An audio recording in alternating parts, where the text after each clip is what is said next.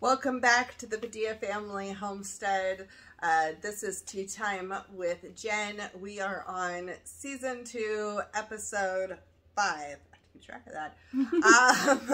So today we are going to get into a fun topic. But first, if you don't know what Tea Time with Jen is, we kind of sit, we have a conversation. You can not watch us, just listen. It's food for thought.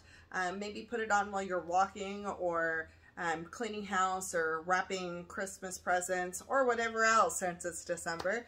So we are going to first, before we jump into the topic, tell you what tea we're drinking because it is Tea Time with Jen. Yes. And I am the Jen or Jennifer, and this is my daughter, Emily. Hi. And what are you drinking? So, like I said in the last video I was in for Tea Time with Jen, I was in episode 3. I like cold tea, so I want my Arnold Palmer half and half. And my heart is happy right now. You were in episode 4 too. It's being thankful. Yeah. So, Arnold Palmer is a good one. She loves it. I am drinking the Sugar Plum Spice Tea. I am in the season. So it's very good. It's very reddish. Okay. Today's topic is one I think that affects us all. And it is loving with intention. And we did a video not we, but my husband and I did a video in season 1. If you missed any of the previous episodes for season 2 or season 1, I'll link it in the description below, the playlist, so you can see those. But we did one on approaching relationships. And so that's looking at, there's some friendship stuff in there, but it's primarily talking about marriage and so forth. And so that's not what this video is going to be about. This is loving with intention, and we love people around us. We love animals. We love things that we do, our life, right? But we're primarily going to be focusing on loving the people around you that are in your life and being loved. Now, loving is mainly talking about loving somebody else with intention, right? And sometimes we feel like it's kind of easy to love certain people and it's harder to love other people. Yeah. And we're going to kind of talk about why we think that is, and kind of some steps to do. So sometimes just loving somebody, like loving your kid overall, is pretty darn easy. Liking them on the other side is a different thing. But loving your child is something that's kind of ingrained in from birth. Like there's something there, right? And you don't have to love, like you don't have to choose to love them with intention. It just naturally is there. Now, how you love them needs to be with intention. It's important. And I think that changes, like how we choose to love people is important. How we choose to view love is important. And that's all the stuff that we're going to kind of dive into. If you've watched any of our previous videos, I think a lot of these big topics, how you decide to approach them really comes down to why you decide to live your life the way you live it. Yeah. And choosing to do something with intention, obviously that intention is going to line up with whatever religious or non-religious or whatever your focus is in on life. And so obviously this is going to, our religion is going to impact how we view this topic a lot.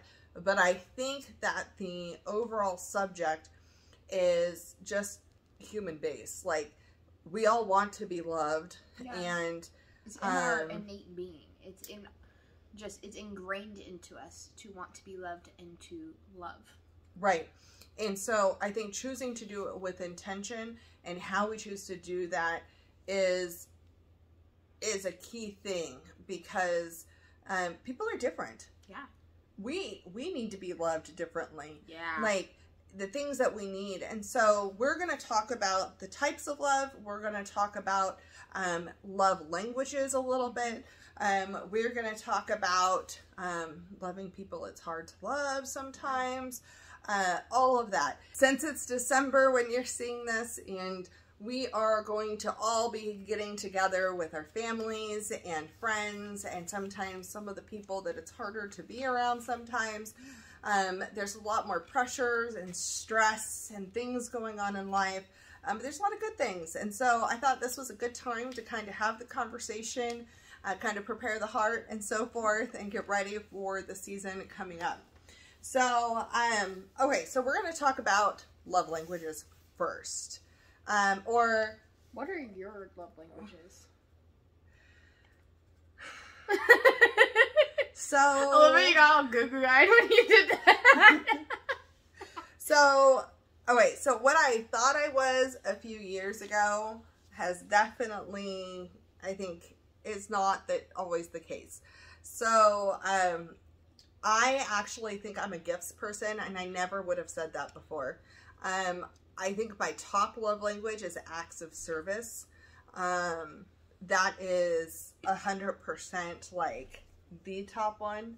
And then words of affirmation. And then number 3 would be gifts. So those, do you think that's pretty right on? Yeah. That's... Because you're definitely not a physical touch person. I'm not. No. My husband is. My husband likes touch and quality time, like in words of affirmation. So we have polar ends of the love language spectrum here. Yeah. My daughter, though, what are yours? Here, can I have it? So, I think one of my biggest ones is acts of service. Doing things for people without them asking me to, because if they ask me, it makes me not want to do it. But, like, without them asking me to, like, I really love doing that, but also when, like, someone does it for me, I'm like, I love giving gifts. I'm not the best at receiving gifts. I will say that. But, like, one of the things I love is to, like, give gifts. It's how you know I really do love you and I care about you and everything. Whether it's, like, baking something homemade. But I think physical touch is definitely one, because I am a hugger. If you give me an awkward side hug, or if you shake my hand, no. Just no. And quality time. Yeah, I feel like your order, I may be wrong here, but I feel like your order is quality time is number 1. Yeah. I really like spending time with someone one-on-one and everything, and really just like being able to invest into them and them invest in me and everything. And then I think acts of service would be 2nd. Yeah. Physical touch 3rd. And then gifts and words of affirmation are actually towards the end. Physical touch is on the lower end. It would be gifts, then physical touch, then words of affirmation. Because I have a really hard time receiving words of affirmation, even though I like them. And it's interesting because it's interesting how, even though raised in the same house, right? Yeah. She is a touch. Like, that's just something she needs. It's in her. Yeah. If I have a bad day, I want a hug. Okay. Right. And I'll do that. I'm just not a cuddler. Not really. And so it's funny. And that's something I've actually improved on a little bit since being married, because that is something that is his physical. Like, that's one of his number 1 is physical touch. The number 1. And so, just whether it's holding hands or sitting where our legs are touching, whatever, it is physical touch. And so, I think it is important, if you don't know what your love languages are, or your spouse or your kids, or even your best friends, I think it would be good to do the quiz. You can Google it, doing the love languages. And there's a book, I can tag the book below, It will be an affiliate thing from Amazon. Yeah. I'll just find it on there. But I think it's important to know what somebody's love languages are, because at first I was like, I thought this was a bunch of like bull, whatever, but it really does, like, understanding what somebody's love languages are is key. It makes a huge difference parenting, changing your perspective, because every kid is going to have different love languages. You might get lucky and they all have the same love languages, but most of the time they're going to be different because we're all individual humans.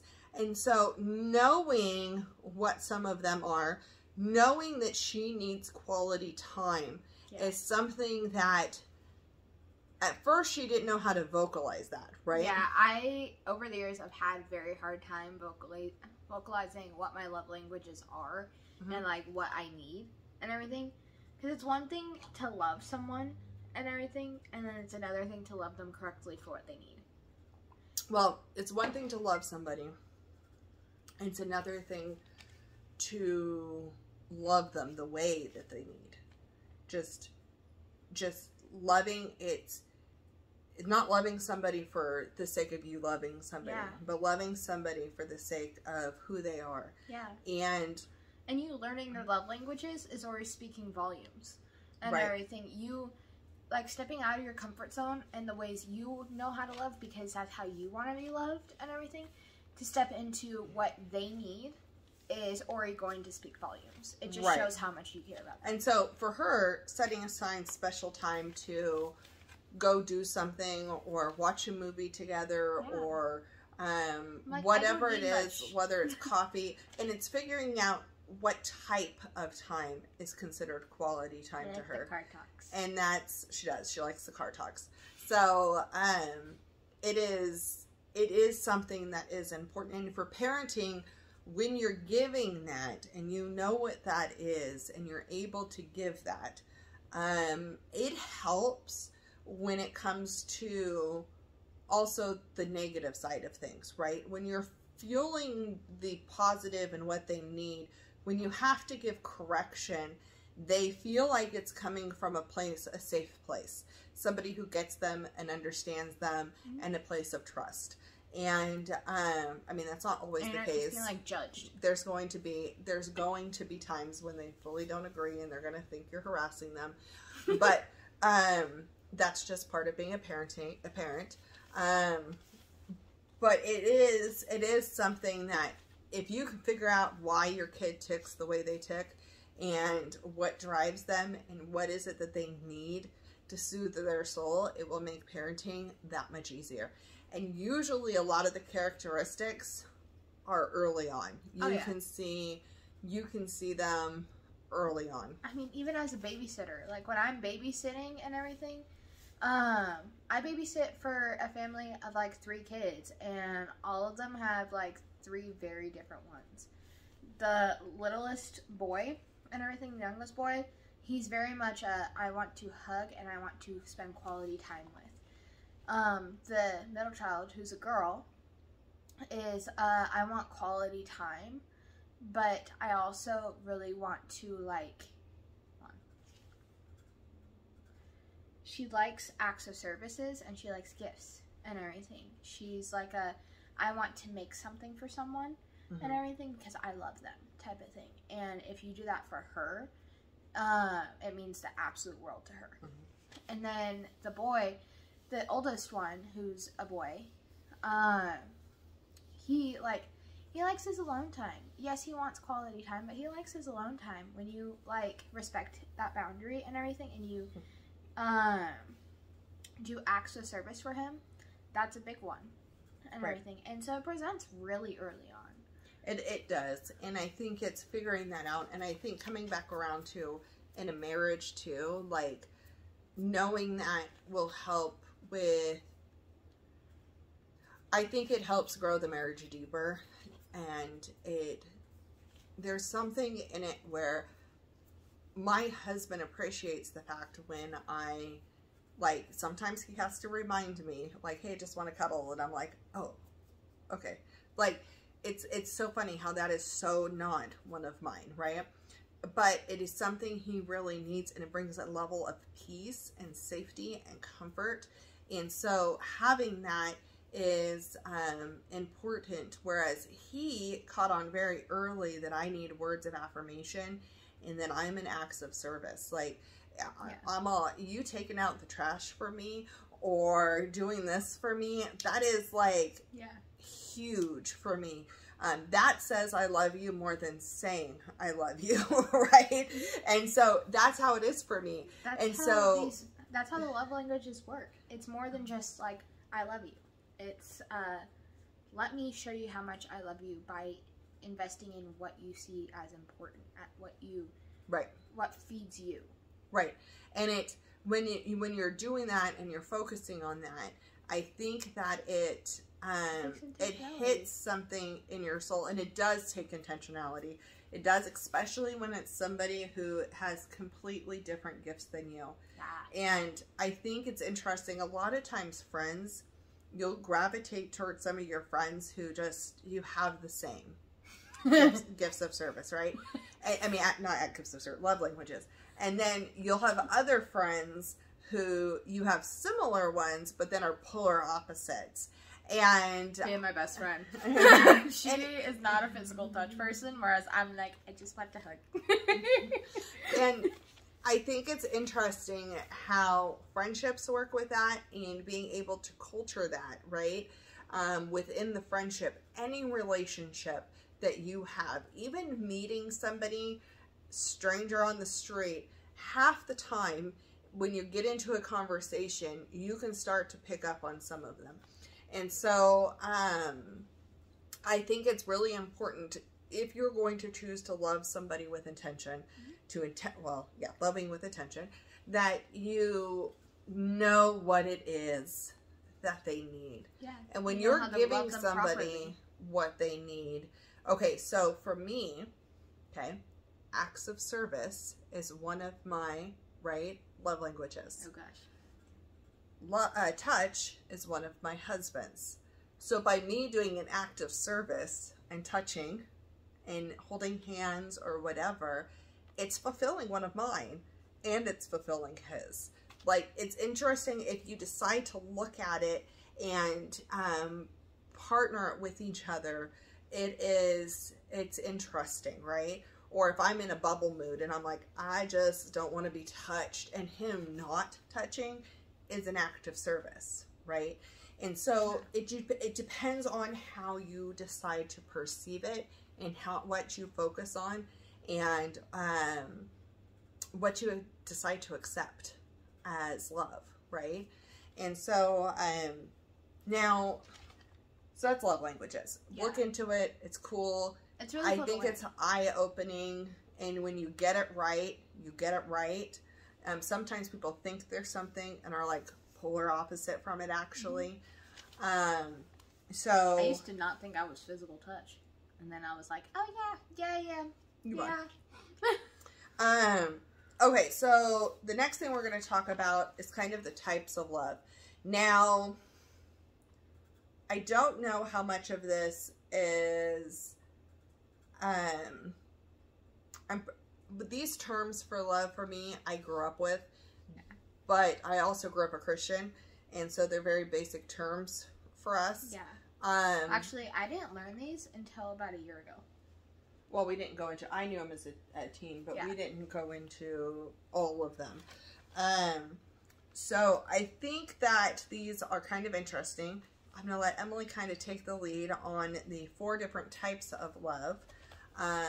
But if you are not a Christian, I think these are still going to make sense to you. Yeah.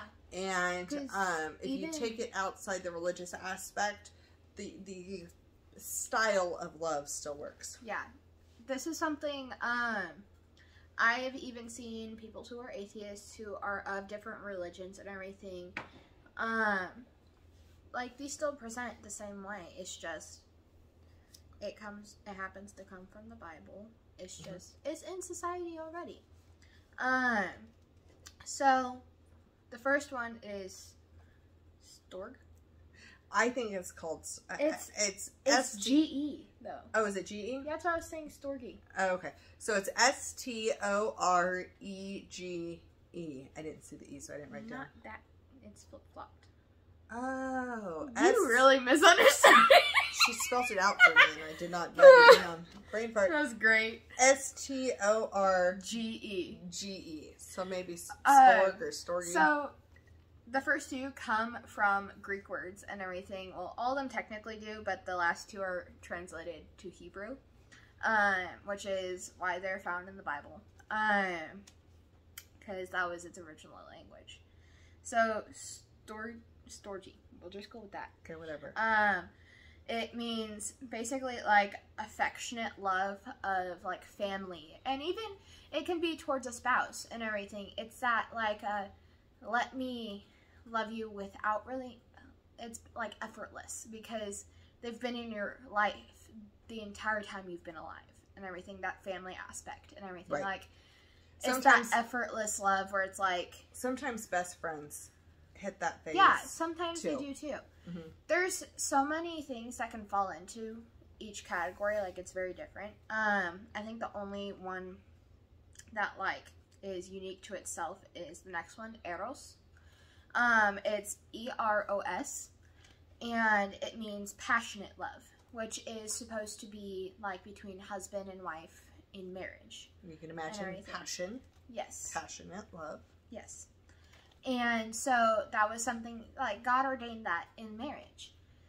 And then there's phileo, which is definitely one that's commonly used in the Christian area. And it's spelled PHILEO, and it means brotherly love. Like me and my best friend, right? Me and my bestie Annalena, like we love each other as best friends. Like she is my sister. She is my sister in Christ. No one can tell me differently. Like no one can prove that wrong. We should be related. Same with me and my bestie Nathan. He is my little brother.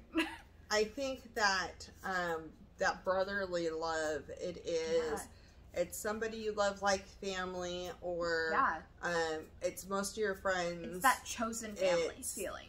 Right. And so that's kind of, and in Christianity we use that for anybody who pretty much is part of our church and so forth. It is like brothers and sisters in Christ. Right. It's that we're all family because we are all part of the body of Christ. Right. And yeah. Okay. And by the way, what I mean by body of Christ for people who are not very familiar with that is the church as a whole is a person and everything. Like the church is made up of people. It's not necessarily a building, which makes it the body of Christ. So right. It's not like we're his literal body or anything. Okay. But hey, I've actually had that question come up before. Good. It was interesting. That's good. I think it came from that same person. This next one. Yeah. This next one is one that I grew up with. This is one that in the church too. Phileo and this next one are the ones I only learned in the last year and everything. And yeah. I've used it. That's so funny. Okay, continue.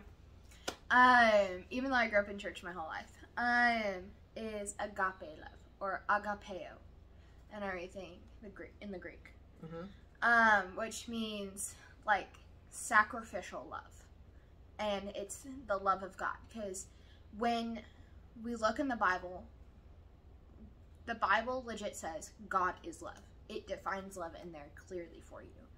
And he is love, and he is agape love, by sending his son, his only son, Jesus Christ, to come and die for our sins.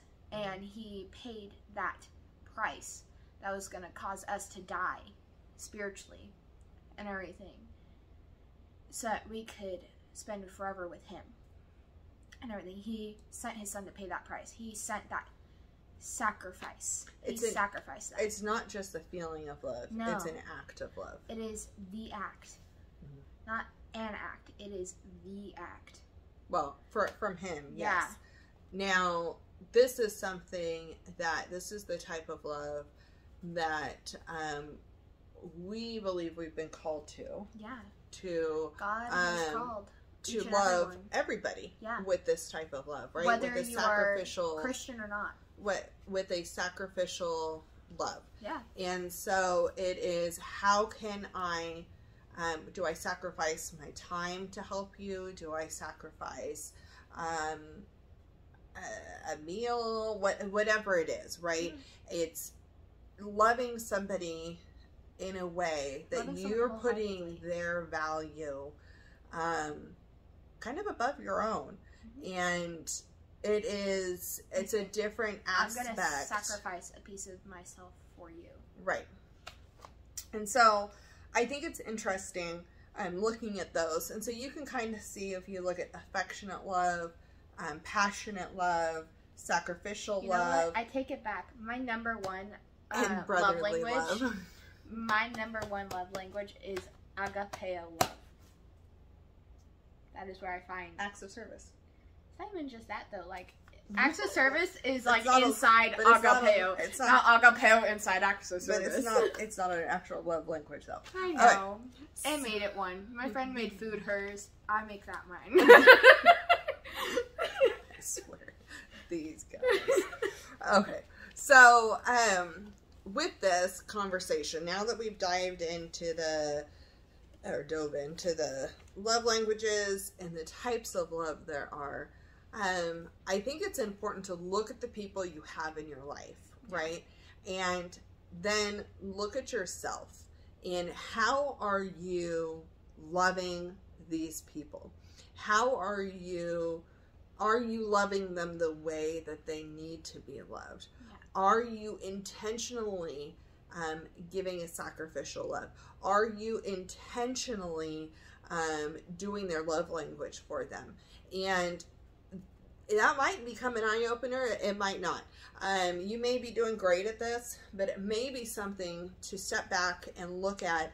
And I wouldn't change a ton of things all at once. I would change little things. But the biggest thing is, and this is where I think the sacrificial love comes in. I am going to love my daughter in her love languages, even if she doesn't love me back in mine. I am going to love my husband in his love languages, even if he doesn't love me back in mine. It's that love that gives without expecting to receive. Right. And it's doing it with intention and doing it even if it's hard and it's not easy. And there's going to be people where it is hard to love somebody, right? And I think your enemies. that the people that like aren't your friends, that are she said earlier, we were writing down. Oh gosh. We were writing You're down. not going to phileo love your enemy. That's what she said. You're not going to, when we're writing down the names, she goes, you're not going to phileo love your enemies. I go, but you might fillet them. This is why we can't talk beforehand, guys. We're ridiculous. Anyway, with that being said, like, I forgot where I was going with this now.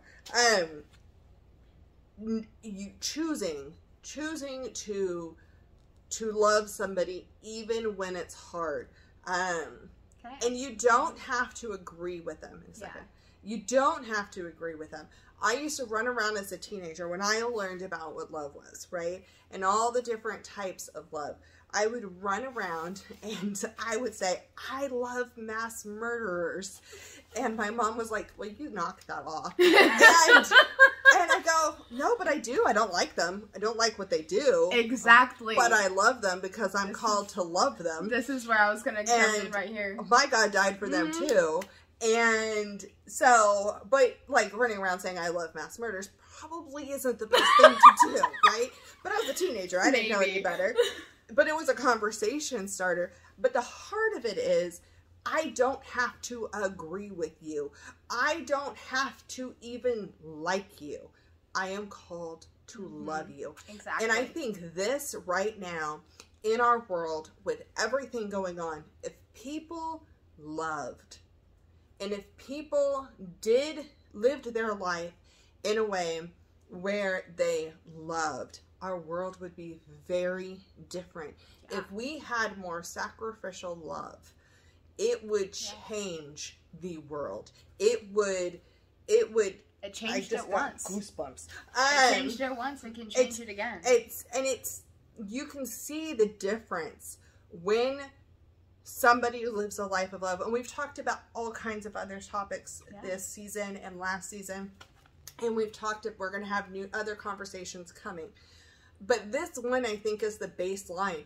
If you love somebody, you're going to, and you're doing a sacrificial love, and you're willing to change what you're saying, how you're saying it, what you're doing, how you're doing it, the words coming out of your mouth are going to be better. How you're going to process things and live out of fear are going to be different. Your thankfulness side of things is going to come out, right? All the aspects of life are going to shift around your perspective, how you deal with things will all shift because it's coming from a baseline of love. Yeah. And you don't have to like someone to love them. Like she was saying, this is something that I learned and everything during my time at my youth group and everything was it's a lot easier to love than it is to like. You can love a family member without liking them. You can love a person in your class without liking them. You can love your enemy without liking them. Obviously, they're your enemy. You don't like them. You can love this mass murderer without liking them. You can do that. It is a lot easier to love than it is to like. Because you're loving the soul within them. Yes. You're loving their heart and their soul that maybe that's hurting them and everything, that's making them do these things. Right. And it's not and I want to wrap it back around. It is hard sometimes to love either people. And either way. It is hard to love people who don't love you back. Like, that is hard. But when you make that shift in you, number one, you're doing it for you because it's what's right. Number two, it changes kind of how you, it changes how you perceive things. I know I love the heart of the person and the soul of the person. It doesn't mean I have to like their actions or the things that they do or the things that they stand for. But I can still want the best for them. I can still hope that they go on a path that I think is better, right? Whatever the right path is for them. But I think that our heart changes, the posture of our heart changes when we choose to choose love. And it will rock the world if people could do this. And it's not easy. It's not. There are some people it is extremely hard to love. If you have been extremely hurt by somebody, if somebody has wronged you in such a deep, deep way, it can be very hard too. And I think, which is a different topic for later, forgiveness is a huge thing for that. But if you can learn to love not for who they are and what they did, but for who their soul is, right? And who God has made them to be. Right. And I think that's key. And I think if we live our lives in that way, I think it would be different. And I know I talked on a past video about the world is so different now because we have the internet, right? And people write comments and they are keyboard warriors and they have a lot more confidence behind a screen. They forget that when you type something, you don't get emotion. You can't read the emotion in it. I mean, caps lock is all yelling, but other than that, even emojis don't fully capture, guys. It doesn't. And so people are going to read it at whatever the posture of their heart is, right? And people are going to see it in that way. And so when you are writing it and you are communicating with people, whether it is internet or in person, it is using your language in a way that shows love as well. and building people up instead of tearing them down, and choosing to have that agape love for those around you is important. Yeah. And agape for humanity, guys. Right. And then, so I'll get off of that now. This is such a passionate topic because this is, I believe we're all called to love. Yeah. And I believe we could that talk about this for like 3 hours straight. Right. And all the different avenues that it can be done. Yeah. And, I think that it's something that is so missing in a lot of the world, because love is selfless, right? And, a lot of our world is selfish. Yeah. And so if you have to figure out where that line of love is, right? Is this being loving, or is this because I love it and I want it, right? So that's where you find that line is, am I going to gain something out? Am I doing this to expect something out of it? Yeah. Am I doing this because this is better for me? If you're doing it to expect something out of it, that's not love, that's bartering. Right. And I think that if you can do it in a way that is, and I'm not saying to give everything away, and I'm not saying to put yourself in harmful situations. I don't think there's, this is not talking about being a martyr. This is just doing, the sacrificial love is, comes from a different place. It is doing it because it's best for them, not what's best for you. And so I challenge you, this is the action point for this video, is to look at your relationships, number one, and figure out what your love language is if you don't know what that is from the get-go, right? And then figure out what your kids' love languages are, your husband's love languages, or your wife's, depending on who you are. The family and your friends that are the closest to you, kind of figure that out. But start with your household first, okay? And then don't expect them to make the same changes, right? Don't expect them to implement these things at the same time as you. This is you learning, right? And as you're going and as you're learning and as you're changing, you get to be an example for somebody else. And don't expect something great overnight, right? This is about building stable, steady blocks for life and creating habits and leading by example of how to love, because that is something that is very, very broken. Yeah. And people learn best by example too. They do. And so figure out what they are and try to do little things. Don't go crazy. Try to do little things that work in that person's love language. Okay. And then slowly, and if it's your family, I'd start having conversations about love language, what you're learning and stuff like that. But don't like go, I'm doing this because it's your love language. Like, be subtle about it at first, but then I would open the conversation and talk about it, and ask people, like, if you do your quiz with your husband, like, do each of you do one and see what do you think your love languages are, and then what does it come out as, right? And how that works within a marriage, and then how to implement that with your kids and show them, and it will change the vibe in the home, and it will slowly start to lay a foundation, and these things will become habit to do. And you'll be drawn to doing them because it actually feels good to do them, because doing what's right feels good.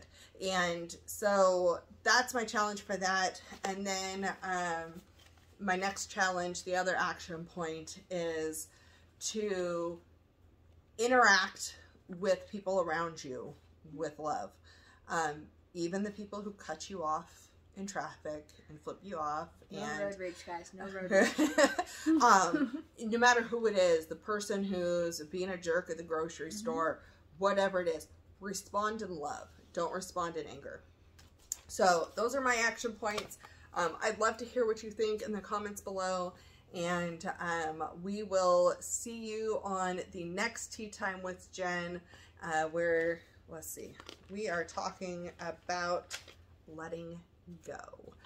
That's a fun topic. So we will see you on the next one. We'll talk to you later. Bye.